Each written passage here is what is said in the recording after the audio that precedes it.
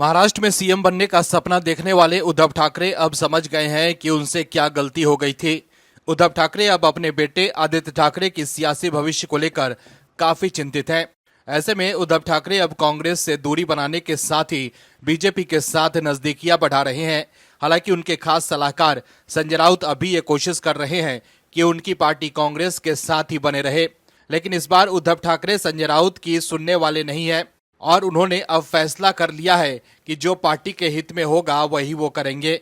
दर्शकों, उद्धव की शिवसेना यूबीटी से ये खबर लगातार निकल कर आ रही है कि उनकी पार्टी के नेता अब कांग्रेस से अलग होना चाहते हैं, लेकिन दूसरी तरफ संजय राउत हैं कि वो कांग्रेस के साथ गलबहियां कर रहे हैं। लेकिन अब ऐसा लग रहा है कि संजय राउत का पत्ता कटने वाला है। दर्शकों, विपक्ष की करारी हार के बाद से ही महाराष्ट्र में महाविकास अघाड़ी के भीतर खेला होना शुरू हो गया है। शिवसेना यूबीटी के नेता अब बेचैन हो चुके हैं कि कुछ भी करो, लेकिन अब महाविकास अघाड़ी से अलग हो जाना ही बेहतर है।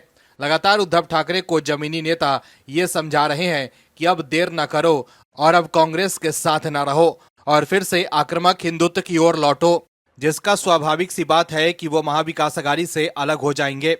दर्शकों, महाविकास अघाड़ी के साथ रहने का उद्धव को कोई खास फायदा भी नहीं हुआ है, इसलिए अब वो मुंबई गंवाकर और अधिक राजनीतिक खतरा मोल लेने की कंडीशन में नहीं है। इसलिए अब उद्धव की पार्टी ने बड़ा फैसला ले लिया है, जिसको लेकर वो माहौल बना रहे हैं। क्या है खबर, बताते हैं आपको इस रिपोर्ट में। दरअसल महाराष्ट्र में विधानसभा चुनाव के बाद अब बीएमसी चुनाव को लेकर हलचल तेज हो गई है। इस बीच अब उद्धव ठाकरे की शिवसेना का अहम बयान सामने आया है। पार्टी प्रवक्ता आनंद दुबे ने कहा है कि शिवसेना यूबीटी अकेले बीएमसी चुनाव लड़ेगी। हालांकि शिवसेना यूबीटी लोकसभा और विधानसभा चुनाव में महाविकास अघाड़ी का हिस्सा थी। आनंद दुबे ने कहा कि शिवसेना यूबीटी पूरे महाराष्ट्र में अपने कार्यकर्ताओं से बातचीत कर रही है, जिसे पार्टी के राष्ट्रीय अध्यक्ष और महाराष्ट्र के पूर्व सीएम उद्धव ठाकरे को बताया जाएगा। उन्होंने कहा कि पूरे महाराष्ट्र से शिव सैनिकों का सुझाव और मांग है कि बीएमसी चुनाव में पार्टी अकेले मैदान में उतरे।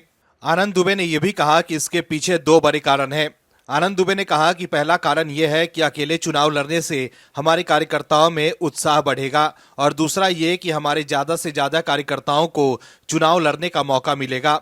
उन्होंने कहा कि ये हमारे कार्यकर्ताओं की मांग है, इसलिए हम निश्चित तौर पर अकेले बीएमसी का चुनाव लड़ेंगे।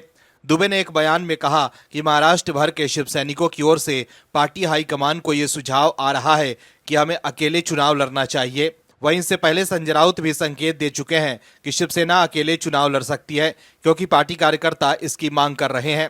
दर्शकों, उद्धव की पार्टी के नेता अब मांग कर रहे हैं कि हमें कांग्रेस से अलग हो जाना चाहिए, क्योंकि कांग्रेस के साथ रहने से हिंदुत्व की छवि खराब हुई है। जिसके बाद अब कहा जा रहा है कि उद्धव ठाकरे ने भी मन बना लिया है कि वो बीएमसी चुनाव में अकेले ही उतरेंगे। वहीं बीएमसी चुनाव में भी अगर उद्धव ठाकरे की पार्टी का सफाया होता है तो इसमें हैरानी नहीं होगी कि उद्धव एनडीए में शामिल हो जाएं। इसलिए ही अभी से उद्धव ठाकरे और आदित्य ठाकरे सीएम फडणवीस से मिलकर बीजेपी के साथ नजदीकियां बढ़ाने की कोशिश कर रहे हैं, ताकि मौका देखकर एनडीए में शामिल हो जाएं। उद्धव भी जानते हैं कि वो अचानक एनडीए में शामिल नहीं हो सकते हैं, क्योंकि बीजेपी के साथ एकनाथ शिंदे हैं। इसलिए बीजेपी उन्हें तुरंत एनडीए में शामिल नहीं करेगी। ऐसे में वो धीरे धीरे आगे बढ़ना चाहते हैं, लेकिन अब देखना होगा कि बीएमसी चुनाव में उद्धव की पार्टी अकेले अपने दम पर कैसा प्रदर्शन करती है। लेकिन एक बात तो तय है कि इंडी गठबंधन की उल्टी गिनती शुरू हो गई है। दर्शकों, ऐसा लग रहा है जैसे अगले लोकसभा चुनाव में इंडी अलायंस लगभग खंड खंड होने की नौबत पर पहुंच जाएगा। Bureau report, OMH news.